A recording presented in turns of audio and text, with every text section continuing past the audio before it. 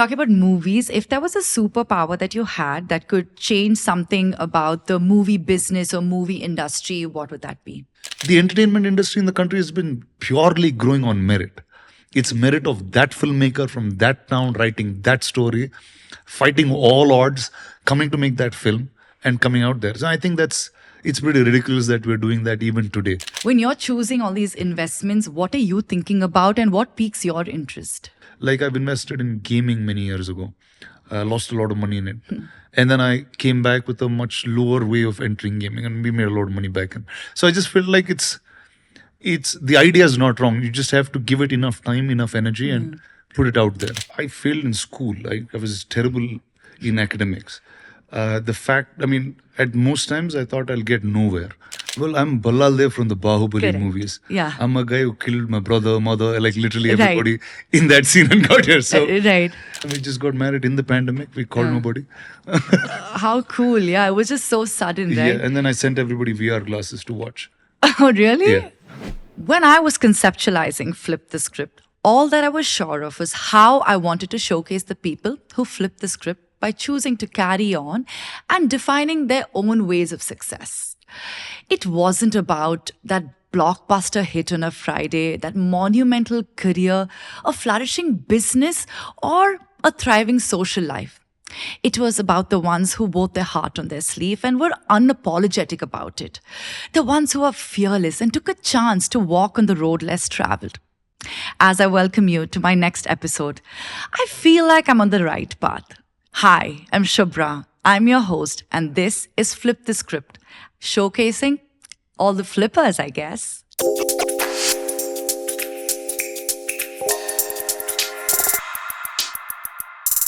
My guest on today's episode is a friend who loves exploring, is funny, is resilient, is curious, is smart, is charming, I can go on, is human, and goes by the name Rana Daggubati. Hi, Rana. Hello. Welcome to my show, and I'm Thank so you. excited to unravel the ways in which you have flipped the script. Okay. Thank you. Thank you for having me. Thank And you. Exciting. Yeah, this is what you do. It's fun. Thank you so much. It really means a lot that you're here. You're actually my first guest on this, office. Really? Yeah. So Anurag sat in another office. No, we went to Bombay. Oh, you went to Bombay and Yeah, shot it? yes, Okay. yes. So Awesome. thank you so So much. here you go. Here I am. Thank you so much. Okay, I want to dig right deep into the questions. We all know you come from a world of cinema, and we can say that cinema is in your blood, right? But was cinema and doing films like your first plan? Was it your plan A, plan B? There was no other plan B for sure. And for me, growing up, cinema was more real than real people. So that was my world. And I thought, most time when I was growing up and when I lived in Filmnagar, which is an area that a lot of Telugu filmmakers moved from Chennai to Hyderabad, I thought everyone made movies. Wow. And that's how my childhood was. So I don't think there was any other thought. It was just what part of the movies do I fit in and what is it that I can do cooler than what's happening? I guess that's all my life was. How cool. It's amazing to have that kind of clarity. But do you think today people should have a plan B also? See, I don't know. It's each one to their own. If you go deep into any world, into your plan A, there'll be many plan Bs within that plan A itself. Right. So I think if you can pick whatever topic of liking, topic of passion, topic of what you will really enjoy doing 24 hours a day, and just go deep in it, and you will find many plans to do. So like in the movies, I have many jobs now. Right. So Yeah, and you're enjoying the process of doing so. It's there's so much learning that happens in the process itself. see, also it's not a formal place we come from. No, there weren't schools to teach us exactly what to do, and Right. but then it's like say 90% of who's in arts or entertainment today has figured it out pretty much on their own and do what they do. That is true. I was actually watching an interview of yours and you used this phrase, creative capitalist, and I was very intrigued by that. I want to know how and when did that happen for you? So it actually started quite early when I got to work in the beginning. The first film I had produced is a film called Bommalata. It's Belly Full of Dreams. So now that film cost me this has happened in 2005. So it cost me about 1 crore or little less to make at that point. It won 2 national awards. So the boy in the film, Sai, he won for Best Child Actor, and the film won Best Regional Film Telugu. But we didn't have a theatrical release because it was too art house. And in 2005, there was nothing called art house that could Times were different then. take yeah. any mainstream stance. So for me, it was important that you don't be a struggling filmmaker. While in order, because what happens is using your mind will sometimes take you to smaller and smaller audiences. Because there is a larger part of the country that you need to resonate with. And so now it's shifted from that thinking of telling a story that is very close to me. It's turned into how do I tell a story that I get, which is closest to the most number of people. So I think that's where it comes from. And I think any piece of art, whether it's a film that you're making or whether it's this podcast or any kind of content, right? Unless there is enough people watching it, and for a sense of film, it's the box office, it's deals that you make. So I think it's unless there is capitalism behind it, it's hard to run the creative. So true. Yeah. Yeah, I love that. I love that. You're so smart like that. You're always No, thinking. we I remember. we just figured out how to get here. That's all. No, that's amazing. A lot of people are doing this, and then it takes a while to figure that out. But you figured that out, and you're doing so many things. It's excellent. Thank you. Yeah. You know that I do a lot of yoga, and health has to be a part of this Yes. podcast. And I know how you've struggled in that department. It's been so back to back, but it's amazing how you've bounced back, really. Thank you. And people keep saying you have to look at the brighter side of life, I feel like when you're at that point, it's easier said than done. But you're such a fighter. I want to know what was your mental narrative at that time to keep that fighting spirit and stay sane throughout the whole process. Yes, the right word you used is staying sane. Correct. I think that if you're somewhere able to do that, and what happens is it's something happening to you is a little more confusing than it happening to a loved one, or you don't know how to react because it's you, right? It's not you can't feel bad and then you can't go away from it. It's there. Right. It's definite. Yeah. So you just have to start. I don't know. I think I started because I had a habit of reading.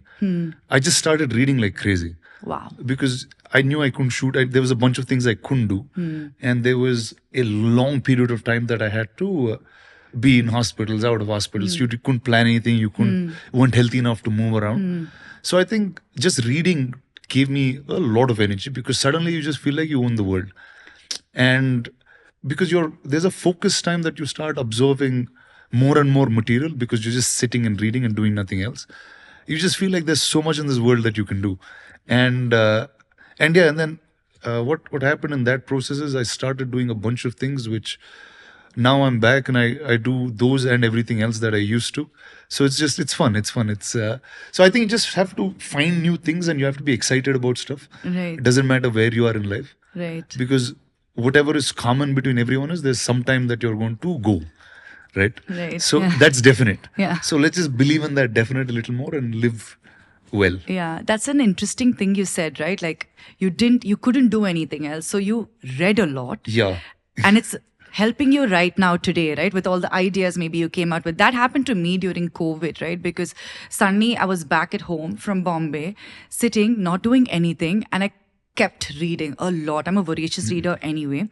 That's when I came up with the ideas of a podcast or bubble tea and stuff. And at that time, it seemed very daunting. But I guess at times like that, like really, really helps. But you right? need those kind of times, right? Whether it's, the pandemic happened to everybody. But I think in everyone's life, unless there is a circle of growth and fall, right.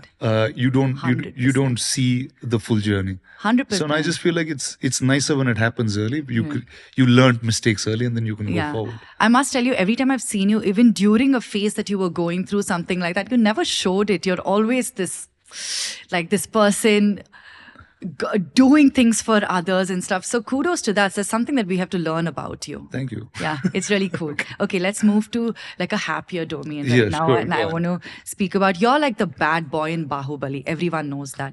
And also I can say you were like the single, flamboyant, bad boy, In life, yeah, like in that? life, and Okay. we all love that about you. I say that effusively, honestly.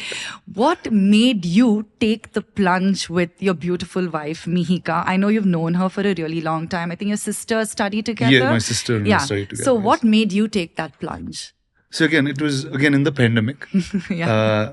I realized, see, first I needed marriage more than she needed marriage because I'm like a loose cannon. I can just go flying away, and I guess once I met her, I realized, okay, this is probably what stability really means, and I can actually have an anchor. So I think that's. So as soon as I met her, I just felt like, okay, now my life seemed more balanced after I met her.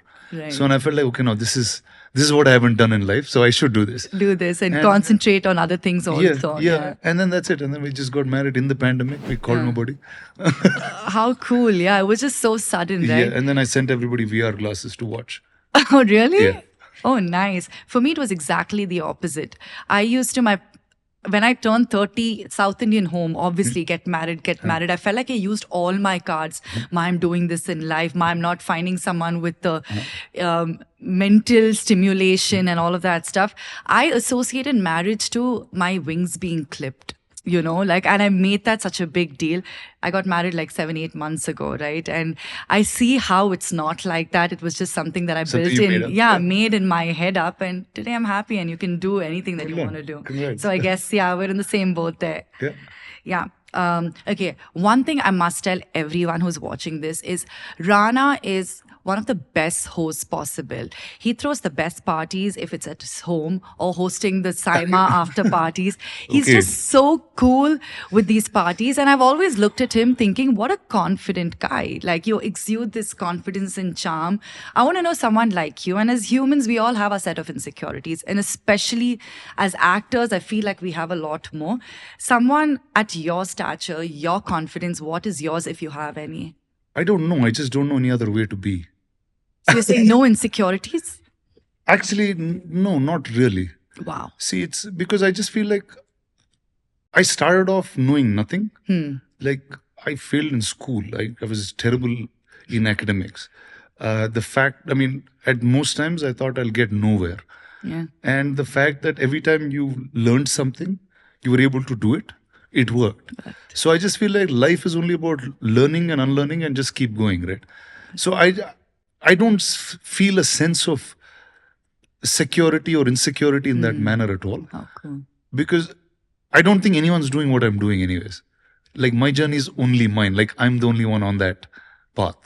So I guess that's where it all comes from. That's such a secure place to be. It's fun. It's happy. Yeah, especially as actors, even if you feel like you're secure, there is something or the other, right? That comes up. I don't know in terms See, maybe I think my career also started a bit differently, as an actor. But I was trying to make movies as a producer. The stories I wanted to tell weren't being told because there weren't actors who liked those stories, or other people who didn't back that type of content. Then I just became an actor and I kept doing the content I wanted. So it wasn't something that was happening that I wanted. It was something else that I wanted to make and bring to the table. So I think the approach is different. So it's not like, okay, he has that film, I want that. Right. Okay, this is what everyone's doing. Let me do something like this. And so I think that's where it comes from. Nice. I'm sure it's... If I'm able to explain it. No, it makes sense. Maybe it has to do something with your childhood and your upbringing. For me, honestly, because I was raised in a home where we were told every day how amazing we were, and I really liked that because it didn't make us arrogant. We stayed humble, but that confidence just helps me being very secure, irrespective of what noise is happening around me. Maybe that played a role too. Oh, yeah, definitely. My Yeah. upbringing played a lot in who I am. Yeah. Also, like the rest of my, it's funny, I was with my, last night there was a dinner at home and I was with my dad's friends who were sitting around. So my dad's from Michigan, Ann Arbor. So he's like a mechanical engineer from there. And so all his friends are well educated and really well bright in that Yeah. academia. And there was a conversation that he was having. He said, see, I did this. I was so good in school. None of my school people call me. But this guy didn't even pass out of that school. They make him alumni. They put his photo there. Uh, so I just feel like everyone around me were achievers. They studied a lot. Yeah. And I felt like I was always trying to play catch up Right. to the people around me. And I started working early. And then everything changes, right? Yeah. But family was a very solid, secure thing. So unlike how they said to you that you guys were awesome and excellent, they never said that. To us. Really? They thought we were terrible and we would do nothing. So I think that pushed us in a different direction. Right. Yeah. That worked out for you. And see, everyone in, like, you have achievers in your house, and achieving in the arts is like an independent achievement. You got to create something and put it out there, and people have to like it. Correct. So I think it's with that, like, you got to figure life out. Figure Otherwise, life out. you don't make it in the scene. Yeah. So I think that was a pressure when I was young, and then it just. Yeah. My story was somewhat similar because academically, I was like, my brother's like someone who gets 99 and they send his papers back because he's expecting 100. And I'm like barely making that 65 cut. My dream was always to get into Mount Carmel College. I got in, then won fourth supermodel 7 months into the thing. My parents said, okay, fine, go to New York. And I remember there was a guilt attached because everyone was doing the typical thing, right? And I was in New York modeling at that time. Cut to so many years later, they called me as a chief guest to speak. That time I felt like, okay, maybe I'm doing something right in life, like that validation at that point, right? So I guess we've had our similar things. Yeah.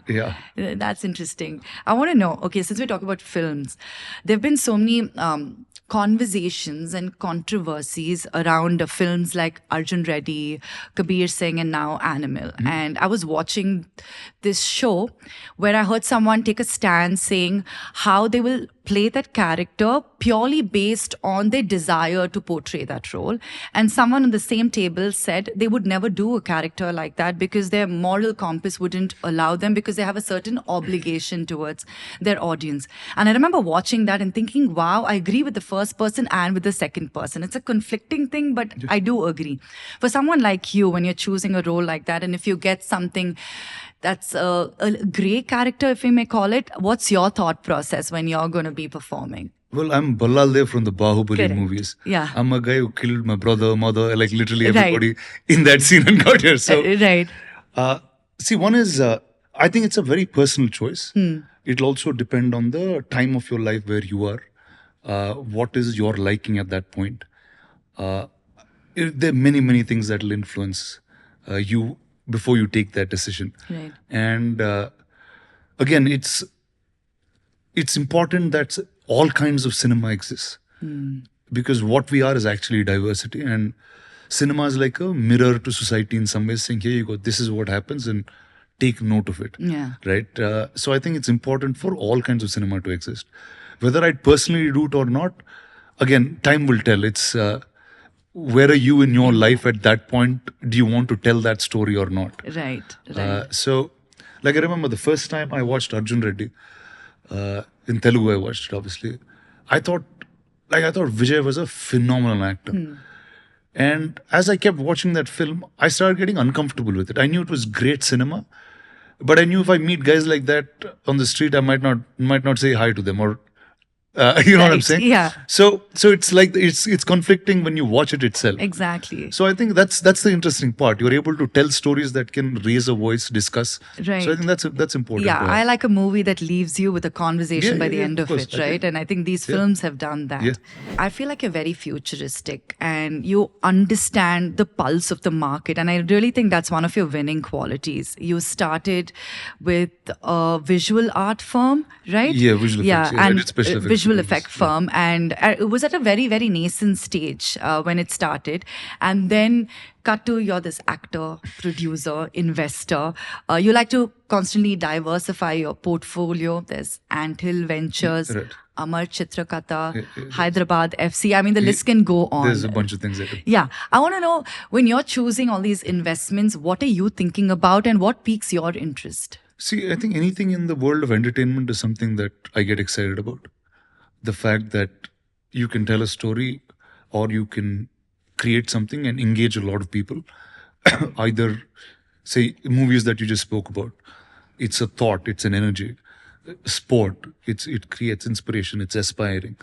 Uh, so I think whatever has the center to do with stories, whether it's a film, can be a comic book, can be a sport, can be a podcast. To me, I think that's the world that I understand. Like story is the center of things, and that's how most of my investments happen. And not just investments, but life itself, right? Like I started visual effects because I thought the next wave to make movies or big movies is through visual effects.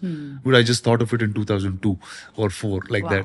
that. So I ran a company for 5 or 6 years, and I was just too early in the game. I was just becoming a sweatshop because no one really, Bahubali wasn't being thought of then. Then. Like I guess that time my wish was a filmmaker like Rajamouli walks in and makes a film like Bahubali, but it just took a different turn, and Yeah. I was still part of Bahubali. So I guess sometimes the ideas are not wrong totally. It's just that you have it at a different time. You need to understand when the market is right for it.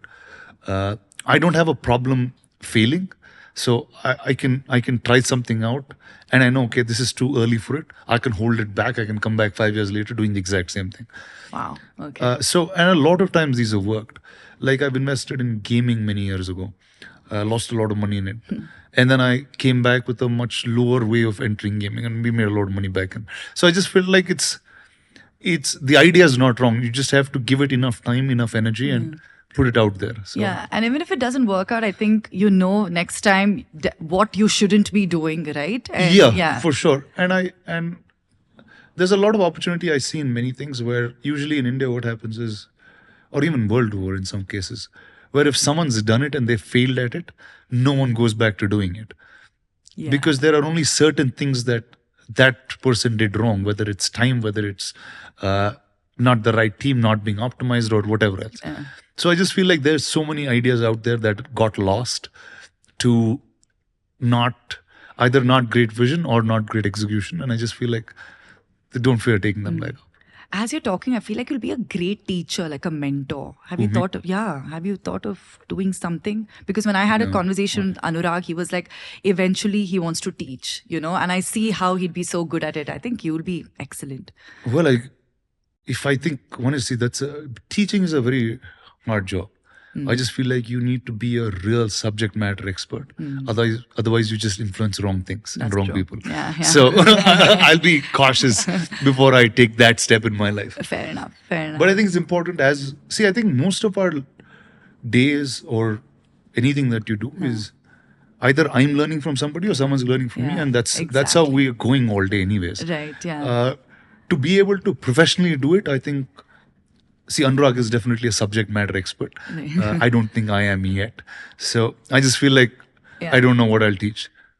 But if you want to follow me, go for it. I'm learning so much from you from this interview, seriously. Now, that's the pragmatic side of Rana, right? I want to know what moves Rana here. See, like I told you, like in this conversation only, I said, like for me, films were more real than real life, mostly. Like to me, what cinema or movies do, it's very hard for real life to do. Like I can cry for a great scene. I can cry if I know that this scene is going to come in this next moment. Like I can feel for these things much, much faster. But in real, it's a bit hard. Because, really? Yeah. That was my next question. Do you cry easily? In the movies, not yes. in the movies. In the now, movies, that is yes, a process. Oh, okay. A lot. Like while watching them performing, like all of it. Okay. And in real life, no, not really. Okay. Not as much.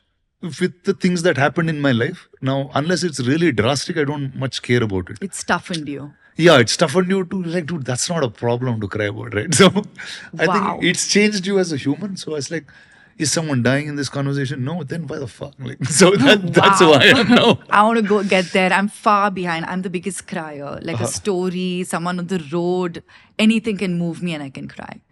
It's important. It's important to have that soft side. And I think it's also important to figure out, like say I have a problem. I said, see, if I feel for something and I don't do anything about it, I can't not sleep. It's a problem.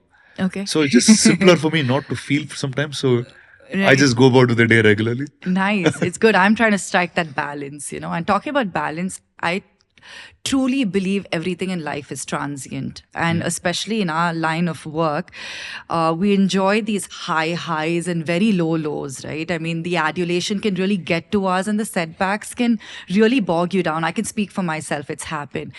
How do you keep that stability amidst this chaos, like to just strike that balance? I've worked long enough in my life, and I've seen a lot of work in my life to see that everything is pretty temporary. It's not so hard. Like, part of my earlier jobs was working in a lab and in a distribution office. So there you see everyday success, failure that just keeps moving, right? It's not an entirety. So I think success is a lousy teacher first, because when you make it, you just feel like, wow, this is it. There's great things that you pick from it. It's a great feeling. You love it. But only when you fail is when you start really being careful. You start picking mistakes. You start learning much more. And I think that's important as much. And also only when you make mistakes is when you learn new things. You learn brilliance also when you make mistakes. So I just feel like all of it is pretty important. Yeah. And neither of them should turn you around. And it's hard. It's easier to say it than actually live it, right? So I just feel like it's that's the balance I'm trying to strike. I'm also thinking maybe you keep a set of people who keep it real around you. You know, do you have some things like that? Yeah. Everybody around me is extremely real. Yeah. See, I work not in vanity really. I work in a film studio where vanity is made from there and sent out. It's like manufactured inside. Right. And fame is only like your morning show collection. It doesn't mean nothing. Like your stardom means nothing. Nothing means anything inside of a film studio. Right. Because it's just been there much longer than you have, and it stays there after many people go also. Yeah. So I just feel like I'm one of those rocks, and I just need to find things that I can do in longevity. Nice. And we always had a long-term view of many things. Right. I started working it's almost been 20 years from the time I started visual effects to now. And it's a long time.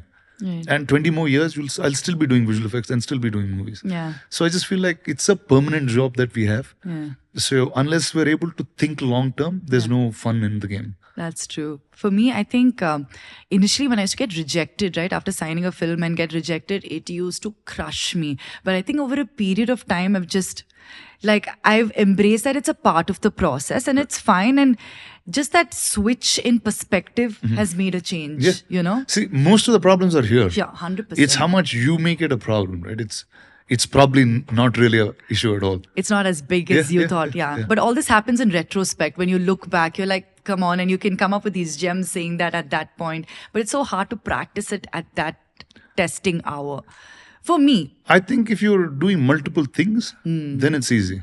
that's very important. It's easier. Yeah. Because you're constantly mapping something to the other, which is, say, I'm saying, here you go, you're doing a podcast and you're also making bubble tea. Yeah. They're two different things. Yes. But you'll pick from here and put it there, pick from there and put it back here. Right. So when you're doing multiple things, failure bothers you lesser, and you just keep learning and moving on. 100%. I can say that safely, yes. Yeah. Because I'm not just sitting and waiting and why did this happen? I'm not brooding about that. Talking about movies, if there was a superpower that you had that could change something about the movie business or movie industry, what would that be? It's funny that I say it now, but I just wish that the entertainment sector in India is recognized as officially as any other industry in the sense of the government, right? Like you will see people in the entertainment business making way more money than anybody in an IT sector, anybody X, so it doesn't matter. But the recognition that the government or the banks give that industry doesn't apply to entertainment, which is enormous in India. And so I just feel like, I say, why is it this case? Right. I just feel if I had a superpower, I'd change that. That- Like, it's probably the most after politics is the most popular thing in the country, if not more popular than that. Yeah. So I was like, okay, cricket has a certain association. There is BCCI. There is so much structure, organization, government muscle, everything, right, to do. But the entertainment industry in the country has been purely growing on merit. It's merit of that filmmaker from that town writing that story, fighting all odds, coming to make that film and coming out there. So I think it's pretty ridiculous that we're doing that even today. Today, you wish that there was a more serious approach Yeah, to yeah, it. serious approach to it. There's always that frivolousness, right? Like, I mean, it's changing, but There is, because if a bank doesn't recognize your industry well enough, or if the government doesn't recognize your industry well enough, then what's the fun? that's true. And it's a country that has like 10, 12 entertainment industries in one place. It's bigger than anything that's happened in the world. Yeah. And I just feel like it's just growing by itself and not really having a good... Yeah. What is it going to take for it to actually get to that place? Yeah. Fair enough. Is there any big regret that you have in life? I know you're someone who's done everything that you wanted to do, but if you have to think about one regret. I think school, or not school really, college. If I had a bit more, like if I actually took that time a little more seriously than I did, I just feel like I would have been shaped as a different person. Because now it's like I go back to college when I'm working technically, right? I was like, shit, if I just knew this, if I just moved through this class well, I would have had so much more knowledge. But because I think when we are younger, the seriousness of what that education medium is doing in your life isn't explained really well. You don't know how and where you'll use them. You kind of get lost. At least I got lost because of that. And I just feel like if there is a more structured way of saying it, I would have done it much better. And I think that's the only regret, that I didn't learn enough things growing up. Yeah. I had to learn them while growing. Yeah, but also I think the education system is changing right now. Yes, it is. Which It's is pretty good. fascinating, actually. It is, the right? way Yeah. it is. Yeah, I'm Because- looking forward to working with this new generation of people. Yeah, and see because what- when I was studying, I remember before my geography exam telling my mother, how is it going to help me? How is chemistry going to help me? She was like, if you keep saying this, you're not going to study at all.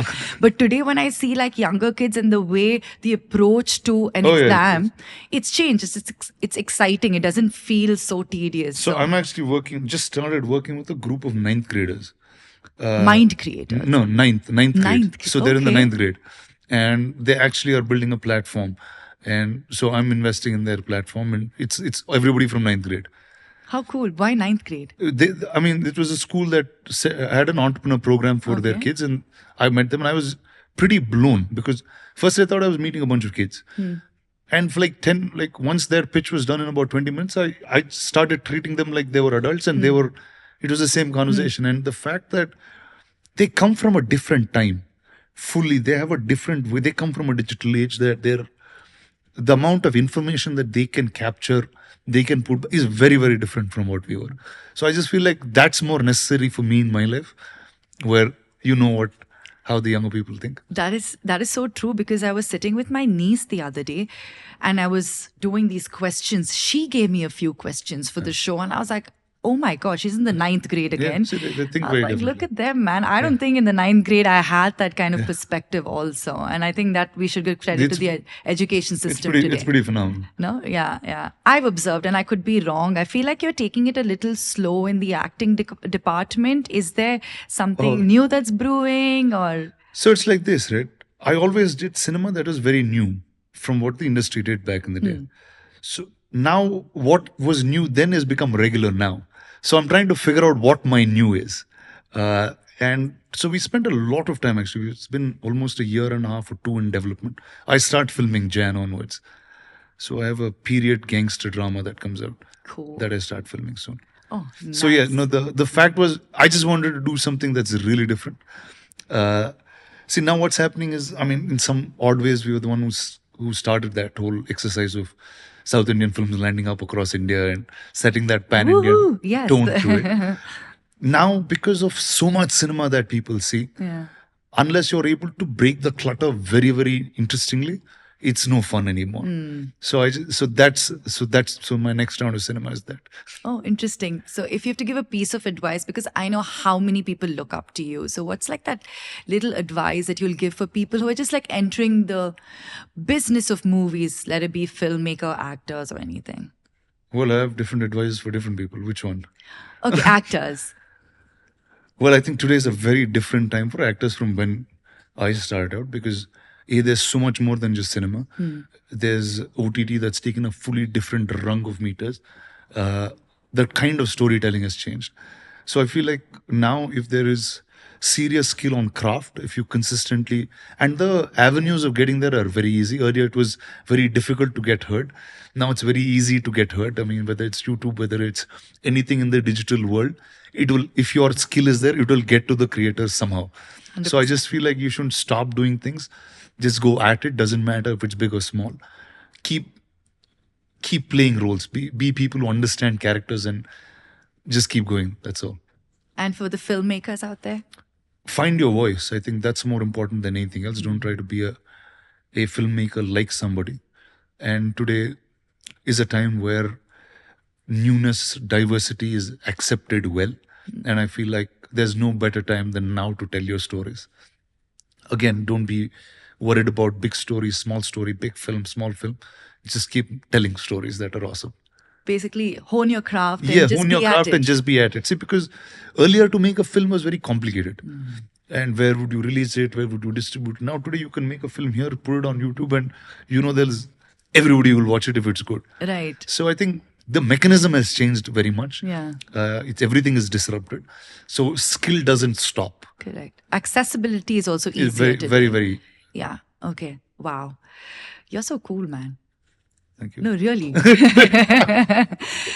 Before I let you go, I want to know, how will you rate yourself, Rana as an actor, Rana as a producer, investor, and Rana as a friend? I think my friend would be top. Whatever good ratings I can get for that. The other two is a consistent learning, right? I just feel like now see today if I look back at something that I did, I'd probably do it better. But if I look back at some things that I've done, there's actually a conversation I had with somebody very recently. Like there's a certain sense of innocence when you start being an actor. Like what I had in my first few films. I don't know if I can recreate that anymore. Because there was a certain magic to not knowing. And now I don't know how to go back there.